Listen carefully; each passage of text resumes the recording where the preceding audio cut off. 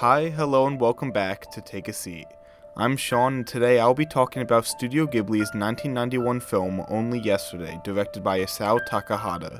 Takahata is known for his work directing several of Ghibli's most acclaimed films, such as Grave of the Fireflies from 1988 and The Tale of the Princess Kaguya from 2013. In this video, I'm going to give an analysis of this film to explore why I think it doesn't get enough light shed on it as the work of art I see it to be, and why it's my favorite film of all time. Of course, since I will be talking about it in detail, I will be discussing spoilers throughout this video, so if you haven't had the chance to watch this film yet, I would absolutely recommend doing so. But without further ado, let's begin. Only Yesterday follows Taiko Okajima, a 27-year-old woman who takes time off of her office job in the city to work with her relatives in the quieter countryside. The film switches between the past in 1966 and the present in 1982 as Taiko reflects on how her life has turned out and wonders if she has stayed true to the dreams of her past self. The film is based on a manga from 1982 of the same name, written by Hotaru Okamoto and illustrated by Yuko Tone.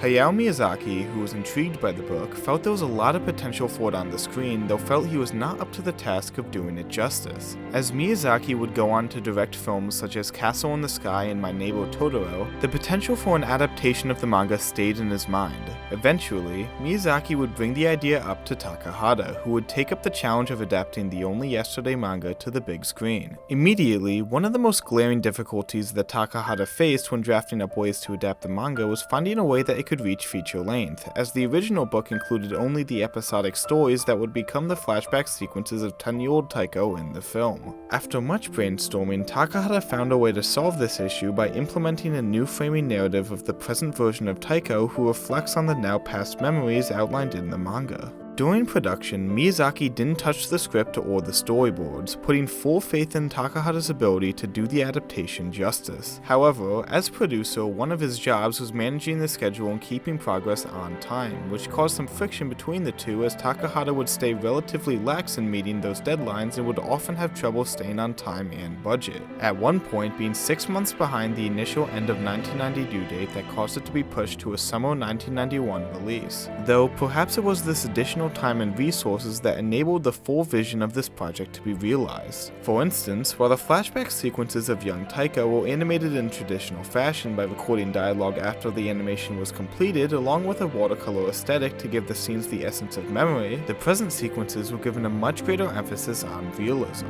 One of the ways this was done was by recording dialogue first and capturing live-action performances of the scenes to study realistic movements, causing the scenes in 1982 to feature more realistic facial muscles and expressions. With much of the present story taking place in the countryside in Yamagata Prefecture, Takahata wanted an accurate depiction of the landscape and scenery that could feel real to the viewer. To do so, he went on a trip with 17 of his staff to visit safflower farmer Mr. Inoue, allowing them to feel what safflower farming is like. For the coloring of the flowers themselves, color designer Michio Yasuda would remark how she's never seen a director so picky on the colors for anime, saying she quite enjoyed working with him. The prominent use of different tones to communicate depth, airbrushing to mimic the morning mist, and 450 colors along with the color department taking about a year to hone the perfect shade of red to capture the colors during the summer resulted in depictions very true to form. When the drawings were shown to Mr. Inoue, he would say while grinning how well captured all the flowers and the happiness they bring were, that they'd captured his heart very well. This sense of realism was what Takahata was known for when approaching animation, explaining how live-action films are so common these days that they're becoming a part of reality. I don't think audiences really watch live-action features carefully. However, they'd be forced to for an anime feature because anime captures things we do and reflects more solid reality than how they actually are, and it makes people realize what we do every day. I believe anime can provide such opportunities. When the film was finally released on July 20th, 1991, it became a surprise box office success and attracted a large adult audience that helped it become the highest-grossing Japanese film of 1991 in the country. Many years later, to celebrate the 25th anniversary of the film, G-Kids would release it for the first time with an English dub on February 26, 2016, featuring the voices of Daisy Ridley as Taiko and Dev Patel as Toshio. Yet, even finding financial success in Japan and even internationally, Only Yesterday Yesterday isn't really held in conversation with Ghibli's other popular films like Spirited Away, Grave of the Fireflies, Princess Mononoke, Howl's Moving Castle, The Tale of the Princess Kaguya, and My Neighbor Totoro. A shame, because I think it does a lot of things fantastically that make it not only stand out, but a phenomenal movie that is on par with, if not better than, these entries. As probably strongly alluded to by my recounting of the creation of the film, one of the things that Only Yesterday does that I didn't see in any other Ghibli film when I went through all of them is the strong sense of realism specifically seen in the present storyline in 1982. While Ghibli movies definitely have no problem facing mature themes and topics head-on, none of their other films really went for this kind of style, cheekbones and all. Having seen a variety of responses from people who have watched the film, I know some view the realism in these present sequences to be kind of weird looking or even a little creepy due to the ways it differs from Ghibli's typical, more cartoonish style. However, especially when contrasted with the flashback scenes that do look like your typical Ghibli film, I can't help but find it really charming and in a way more down to earth. Of course, definitely furthered by the meticulously created environments compared to the watercolor of the past. It's in this way that I find this movie's style to be so compelling.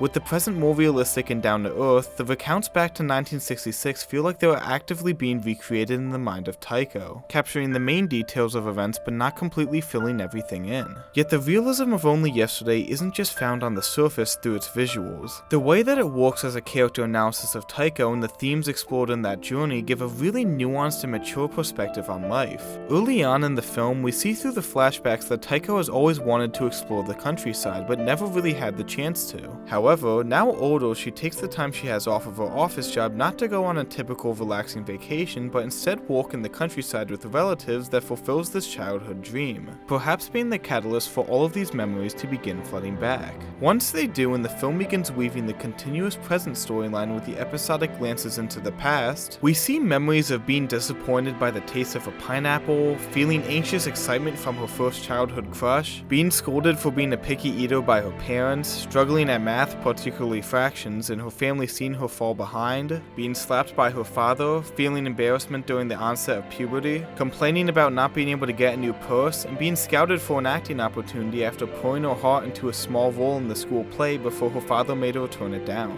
While many of these memories hold a lot of negative connotations, save particularly the childhood crush, Taiko doesn't look at them for those elements. As Taiko walks more on the countryside and begins forming a closer bond with Toshio as she tells him more stories from her past, she doesn't do so he can feel sorry for her or give his pity. She instead presents them as they are, unchangeable moments that, regardless of their nature, shaped who she has become today. For most of the film, Taiko grins and stays a sort of nostalgic content when remembering these things, not because she necessarily enjoyed the hardships of her past, but instead because she can look at them now and appreciate that time spent and use it to better understand the heart of herself. She demonstrates this well when describing to Toshio how she always had difficulty dividing fractions. That just didn't make any sense to her. Instead of trying to paint a sort of sob story about how she always felt behind the crowd and how her family was disappointed by her performance, she tells him how she always thought people who understood that kind of stuff just had life all figured out, something she still hasn't quite felt she's been able to do. It's this that makes her view into the past so interesting to me. Taiko doesn't see her memories at face value for their evils, but doesn't paint her life as only sunshine and rainbows either. It's just that those things have influenced who she has become today and seeks to look for an understanding in those memories to discover a way to address her present issues that came as a result of those moments to find the life that will give her the fulfillment and belonging she yearns for. This sort of inward analysis reaches its climax when, on the night before Taiko is set to get back on the train to Tokyo, Toshio's grandmother asks Taiko if she's enjoying it there, to which she responds yes. When she pushes further and asks Taiko if she could imagine herself living there, she responds how she supposes that she could. With these answers, Toshio's grandmother suggests that she marry Toshio and stay in the countryside because of how much she enjoys it there and the family enjoys her presence. However, it's now this sudden need to make a big decision about the future of her life that Taiko begins to falter and runs away aimlessly as she begins seeing herself as a fraud. Just a child playing pretend who doesn't really know what it's like to be a farmer and what it's like to undergo the related hardships. While throughout the entire film she has spent plenty of time wondering about who she really is by looking at her past, being confronted with needing to make the associated large, life-changing decision becomes too much for her once it leaps away from abstraction. She laments about how she has gone on and on about how pleasant it is in the countryside when really all she is a visitor. Concerned and unaware of what Granny had said, Toshio finds Taiko by the bridge and picks her up in his car when she asks him not to drive back and instead just drive somewhere. This scene reveals a lot of Taiko's inner guilt through the last memory she describes of an exchange student, Abe, who was poor and not well regarded by any of her classmates. She recounts how on his last day before leaving, he shook everybody's hand, but when it was his turn to shake her hand last, he openly refused to.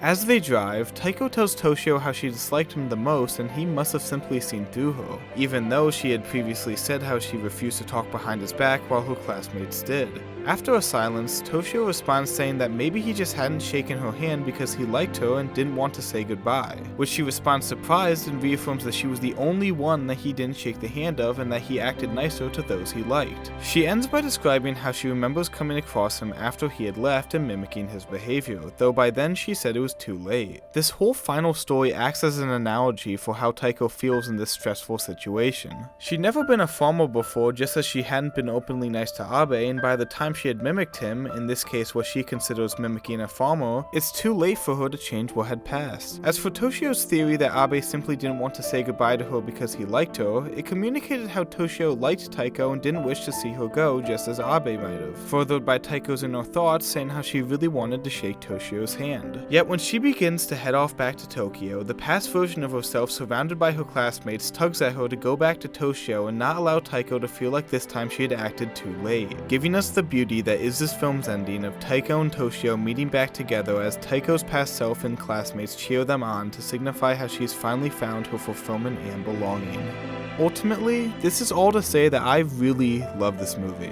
I mean, even the quiet nature of the film that doesn't really jump out at you does a fantastic job at allowing the viewer to engage in the meditative experience that is this narrative and encourage deeper connection and thought. It's for all that I've described and more, such as the simply wonderful and relaxing soundtrack, that this movie is my favorite of all time, and one that doesn't get enough recognition for its nuanced and compelling narrative and themes. It really is, at least to me, a meditative masterpiece. And with all of that, that has been my discussion and analysis of Only Yesterday.